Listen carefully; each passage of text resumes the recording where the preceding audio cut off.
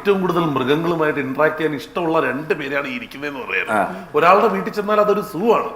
ഇവിടെ പിന്നെ നമുക്കറിയാം ആനയും പശുവും ഇതൊക്കെ. കുട്ടിക്കാലത്തോട്ട് ഞാൻ ചോദിച്ചു വെള്ളലി നമ്മളെ തിന്നത് ലവ് ബേർഡ്സ് ഉണ്ടായിരുന്നു, പ്രാവ് ഉണ്ടായിരുന്നു, അണ്ണാനടി എല്ലാം അണ്ണാങ്കിരിപത്തി അങ്ങനെ കുറെ സാധനങ്ങളൊക്കെ ഉണ്ടായിരുന്നു. ഈ പടവും ആലോചിക്കുമ്പം ഈ പറഞ്ഞതെന്ന് വെച്ചാല് ഈ മണിയമ്പഴ രാജേട്ടനോട് ഇങ്ങനെ ഇതിന്റെ നിർമ്മാണത്തിന്റെ കഥ പറഞ്ഞു കഴിയുമ്പം ഇതിനൊരു ഹീറോ വേണമല്ലോ. അപ്പൊ ഞാൻ ജയറാമേട്ടനോട് ചെന്ന് പറയാം, ജയറാമാണോ? ഞാൻ അതെ. കാരണം ഞാൻ ഒരു പടത്തിൽ എനിക്ക് തോന്നുന്നു ഭാഗ്യദേവതയിലോ മറ്റേ കേബിൾ ടിവിയുടെ പൈസ പിരിക്കാൻ പോയിട്ട് അവിടുന്ന് കേബിൾ ടിവിയുടെ പൈസ കിട്ടാതെ വരുമ്പം പോക്കിന് ജയറാമേട്ടൻ 2 താറാവിനെയും എടുത്ത് ഇതിനെ ഞാനങ്ങ് എടുക്കോട്ടോ 2 താറാവിനെ എടുത്തോണ്ട് പോകുന്നൊരു പോകണ്ട്. അപ്പോ ഈ ഇതുങ്ങളുമൊക്കെ ആയിട്ടൊരു സിങ്ക് വേണം, ഇതിനോടൊരു ഇഷ്ടം വേണം, ഇതിനോട് ഉൾക്കൊള്ളാൻ പറ്റണം. ഇപ്പൊ നമ്മളൊരു നടൻ ഒരു സിനിമയിൽ അഭിനയിക്കാൻ പോകുമ്പോൾ അയാള് ആ ലൊക്കേഷനിൽ എത്ര ദിവസം ഉണ്ടോ, 20 ദിവസം ഉണ്ടാവും ഒരു വീട്ടിലാണെങ്കിലും. പക്ഷെ നമ്മൾ താമസിക്കുന്ന വീട്ടിൽ നമ്മൾ ഉറങ്ങി എണീറ്റിട്ട് ഒരു സ്വിച്ച് ഇടുന്നതും ഷൂട്ടിങ്ങിന് വേണ്ടി മാത്രം പോയൊരു വീട്ടിൽ നമ്മൾ ഉറങ്ങി എണീറ്റ് ഒരു സ്വിച്ച് ഇടുന്നതും തമ്മിലൊരു വ്യത്യാസമുണ്ട്. നമ്മൾ ആ പ്രദേശവുമായിട്ടുള്ള നമ്മുടെ ഒരു ഇണക്കം, അത് ഈ ഒരു സെറ്റ് ഓഫ് ആർട്ടിസ്റ്റുകൾക്ക് മുഴുവൻ അതുണ്ട്. ഇവരെ കൊണ്ട് നമ്മൾ എവിടെ ഇരുത്തിയാലും, ഏത് ചുറ്റുപാടിലിരുത്തിയാലും, വിദേശത്തിരുത്തിയാലും, നാട്ടിലിരുത്തിയാലും ഈ ഒരു ബാച്ചിലുള്ള എല്ലാവരും വളരെ സിങ്കാണ്. ഒരു ലുങ്കി എടുത്താലും പാൻറ് ഇട്ടാലും ബിരിയാണി തിന്നാലും കപ്പ തിന്നാലും എല്ലാം ആ ഫ്രെയിം നമുക്ക് കൺവിൻസിങ് ആണ്. അങ്ങനെ ആണ് ഞാൻ ജയറാമേട്ടൻ്റെ അടുത്ത് ഒരു വിഷു ദിനം രാവിലെ പോയി ഈ കഥ പറയുന്നത്. അപ്പൊ നോക്കൂ, ഒരു ആർട്ടിസ്റ്റ് എന്നുള്ള നിലയിൽ അതിനൊരു വലിയ കാലം മൊട്ടയടിച്ച് നിൽക്കണം.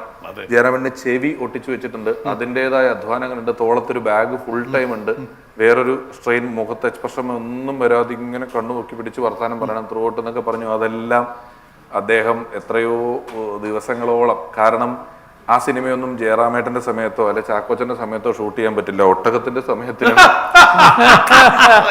ആനയുടെ സമയത്തിനാണ് ഷൂട്ടിങ്. അതിനൊക്കെ നിന്ന് തന്നതുകൊണ്ടാണ് ഒരു വലിയ ഭാഗ്യമായത്.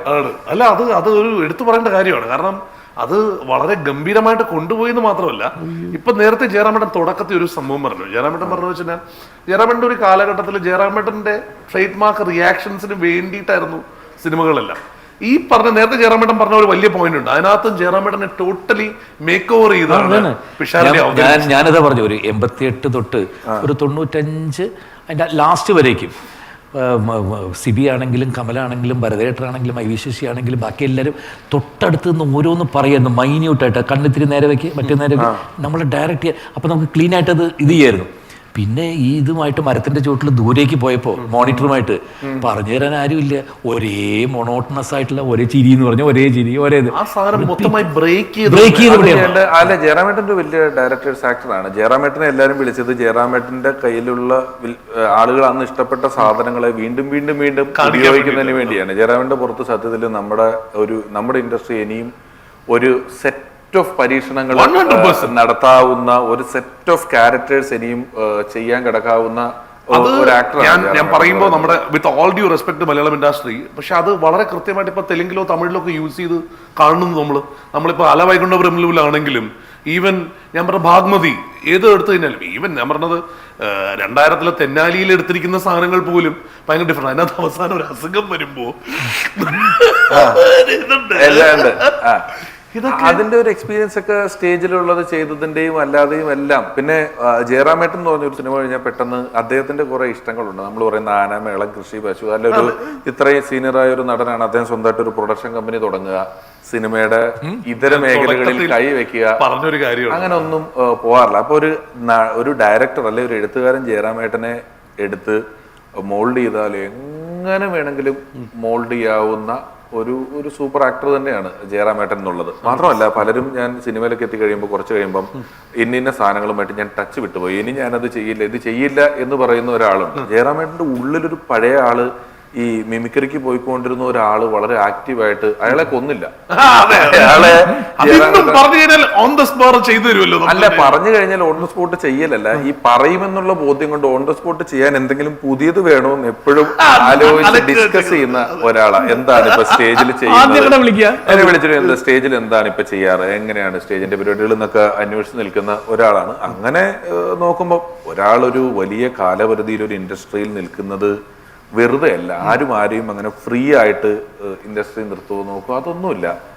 അത് ഒരു വലിയ പ്രതിഭ ഉള്ളത് കൊണ്ട് തന്നെയാണ്. അത് നമുക്ക് ഈ ഹോസ്റ്റലിൽ ഉറപ്പായിട്ടും മുഴുനീള ഒരു ക്യാരക്ടർ, അതിന് അയാൾക്ക് അതിൻ്റെതായ മാനസിക ബുദ്ധിമുട്ടുകളുള്ള ഒരു Clinical depression. ഡിപ്രഷൻ ഉള്ള ഒരാളുടെ ശരീരഭാഷയും ശബ്ദവും മുഖവും അതിനുള്ള കാര്യങ്ങളും എല്ലാം ഇത് വായിക്കാതെ ഞാൻ ആ ഫസ്റ്റ് ട്രെയിലറിലെ നടപ്പിൽ ഞാൻ പറഞ്ഞു ഒരു മാനിക് ഡിപ്രഷൻ ഉള്ള ഒരാളിന്റെ ബോഡി ലാംഗ്വേജ് അതിനകത്തുണ്ട് എന്നുള്ളത് പറഞ്ഞു. ഞാൻ ചോദിക്കട്ടെ ജെറാമേട്ട, പിഷാരടിയും മൊത്തം ഒരുപാട് യാത്രകൾ ചെയ്തു എന്ന് പറഞ്ഞു. പിഷാരടിയുമായിട്ടുള്ള ഒരു ഫസ്റ്റ് മീറ്റിംഗോ അല്ലെങ്കിൽ ഇതൊക്കെ ഓർമ്മയുണ്ടോ? പിന്നീട് എനിക്കറിയാം സിനിമയല്ലേ ഞാൻ കാണുന്നത് എന്റെ ഒരു സിനിമാല എന്ന് പറഞ്ഞ പരിപാടിയുടെ 555 എപ്പിസോഡിന്റെ എങ്ങാണ്ട് ആഘോഷത്തിന് ജയറാമേട്ടൻ വന്നപ്പോഴാണ് ഞാൻ അടുത്തുനിന്ന് കണ്ടു മിണ്ടുന്നത് അപ്പോഴാണ്. പിന്നീട് പല അവാർഡ് നൈറ്റുകളിലും അതിലും ഇതിലും എല്ലാം നിങ്ങളുടെ പ്ലാനിങ് ഞാൻ അവിടെ, കാരണം നമ്മളിത് ഹോസ്റ്റ് ചെയ്യാൻ നിൽക്കുന്ന സമയത്ത് കാണുന്നതാണ്. നിങ്ങൾ തമ്മിലുള്ള പ്ലാനിങ് അങ്ങോട്ടും ഇങ്ങോട്ടുള്ള കൊടുക്കൽ വാങ്ങലുകളിലുമാണ് മിക്കവാറും ഇന്ന് നമ്മൾ കാണുന്ന അവാർഡ് ഷോകളിൽ എന്ത് തമാശ ഉണ്ടെങ്കിൽ സമൂഹ മാധ്യമത്തിൽ എന്ത് തമാശ കിടന്നല്ലോ. ഇന്നലെ ഞാൻ ആദ്യം കാലത്ത് വിളിക്കാം അങ്ങോട്ടേക്ക്.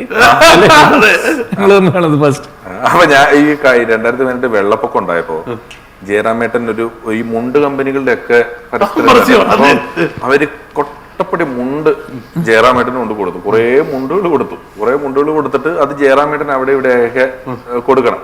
എനിക്ക് ഞാനും വെള്ളപ്പൊക്കത്തിന് കൊടുക്കുന്നുണ്ട്. ഒരു മുണ്ട് ജയറാമേട്ടൻ ഇന്ന് കിട്ടിയേക്കൊള്ളാന്ന് എനിക്കൊരാഗ്രഹം. ഞാൻ ഒരു ദിവസം വിളിച്ചിട്ട് ചേട്ടാ എവിടെ ഉണ്ട്, കണ്ണൻ എവിടെ ഉണ്ട്, ചക്കി എവിടെ ഉണ്ട്, ചേച്ചി അവിടെ ഉണ്ടോ, ഇതാണ് മുണ്ട് എല്ലാം കൊടുത്തു തീർന്നു. എല്ലാം കൊടുത്തു. അല്ലെങ്കിൽ ഒരു 2-3 എണ്ണം കാറിന്റെ ഡിക്കിയിൽ ഉണ്ടെങ്കിൽ അത്രേ ഉള്ളൂ എന്നൊക്കെ പറയാം. അപ്പൊ ചേട്ടൻ തപ്പ ഞാൻ പറഞ്ഞു അങ്ങനെയാണെങ്കിൽ അതിൽ നിന്നൊരു മുണ്ട് എനിക്ക് കിട്ടിയ നീ വിളിച്ചപ്പോഴേ എനിക്ക് അല്ലാതെ നീ കണ്ണൻ എവിടെ ചക്കി എവിടെ എന്നൊന്നും ഫോട്ടോ ഉണ്ട്. ഈ മുണ്ടിന്റെ സംഭവം പറഞ്ഞതുകൊണ്ട് അപ്പം മാത്രം പറയാൻ പറ്റുന്ന ഒരു കഥയായതുകൊണ്ട് ചോദിക്കാം. ഒരു ഇനോഗ്രേഷന് പോയിട്ട് മുണ്ടില്ലാതെ മുണ്ടയച്ചോണ്ട് വരും പെരുമ്പാവൂര്. അങ്ങനെ സംഭവം ഉണ്ടായിട്ടില്ലേ? സത്യമാണ്. വർഷങ്ങൾക്ക് മുമ്പാണ്, 90s തോന്നുന്നു. 90s അവിടെ പെരുമ്പാവൂർ തുണിക്കടയില് പെരുമ്പാവൂർ എൻട്രി ചെയ്തപ്പോ തന്നെ എന്റെ നാട്ടില് ജനത്തിരക്ക് കണ്ടപ്പോ സ്വന്തം നാട്ടില് എന്നെ കാണാൻ ഇത്ര ജനങ്ങള് ഒരു മനസ്സിനകത്തേക്ക് ഒരു ഇതങ്ങോട്ട് കയറി. നമ്മൾ ഇവരുടെ കൂടെ നടന്നു പോകണ്ടേ വിചാരിച്ചു. അങ്ങനെ അതിനകത്തേക്ക് ഇറങ്ങി നല്ല പട്ടുമുണ്ടായിരുന്നു. ആരോ ചവിട്ടി കുറച്ചായിട്ട് പോയി കറക്റ്റായിട്ട് തുണിക്കെടുത്ത് അവിടെ ചെന്നപ്പോഴത്തേക്കും മൊത്തത്തിൽ അഴിഞ്ഞു പോണു. ഒരു ചെക്കനത് വലിച്ചോണ്ട് പോയി. ഇവിടെ വരെ ഇന്നത്തെ പോലെ ഇത്രയും സോഷ്യൽ മീഡിയ ക്യാമറ ഉണ്ടായില്ല. കുറച്ച് ഇറക്കം ഉണ്ടായിരുന്നു. ഒരു 3 million 4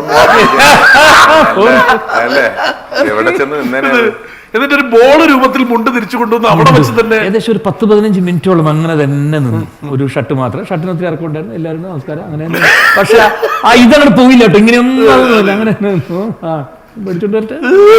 സിനിമാ താരങ്ങൾ മാത്രമല്ല കേട്ടോ, ഈ ജയറാമേട്ടനെ നമ്മളിപ്പോ ഒരു മാസത്തെ ടൂറൊക്കെ പോയാല് ഒരു 10-15 ദിവസം കഴിയുമ്പോൾ നമ്മുടെ കൂട്ടത്തിലുള്ള എല്ലാവരുടെയും ആക്ഷൻ സംസാരവും ആക്ഷൻസും സാധനങ്ങളും അതും ഇതും എല്ലാം വളരെ ഗംഭീരമായിട്ട് എപ്പോഴും ഒബ്സർവ് ചെയ്ത് കാണിക്കും. അങ്ങനത്തെ ഒരു പ്രത്യേക പ്രതിഭ ഇപ്പോഴും കൃത്യമായിട്ട് ആണ്. അത് മാത്രമല്ല, നമുക്ക് പലപ്പോഴും സിനിമാ സെറ്റുകളിൽ ജയറാമേട്ടൻ മാത്രം ഇട്ടുകൊടുത്തിരിക്കുന്ന പേരുകൾ ഉണ്ടാവും ആൾക്കാർക്ക്. മറ്റേ ചില ആൾക്കാർ അവരുടെ എക്സ്പ്രഷൻ വെച്ചിട്ടോ അല്ലെ അവരുടെ ആക്ഷൻ വെച്ചിട്ടോ മറ്റേ വന്നില്ലേ ഇങ്ങനെയുള്ളത് ഞാൻ പലപ്പോഴും കേട്ടിട്ടുണ്ട്. ഓരോരുത്തർക്കും ജയറാമേട്ടൻ്റെതായിട്ടുള്ള പേരുകൾ അങ്ങനെ ചെയ്ത് കിട്ടിയിട്ടില്ലേ ഒരുപാട് ആൾക്കാർക്ക്.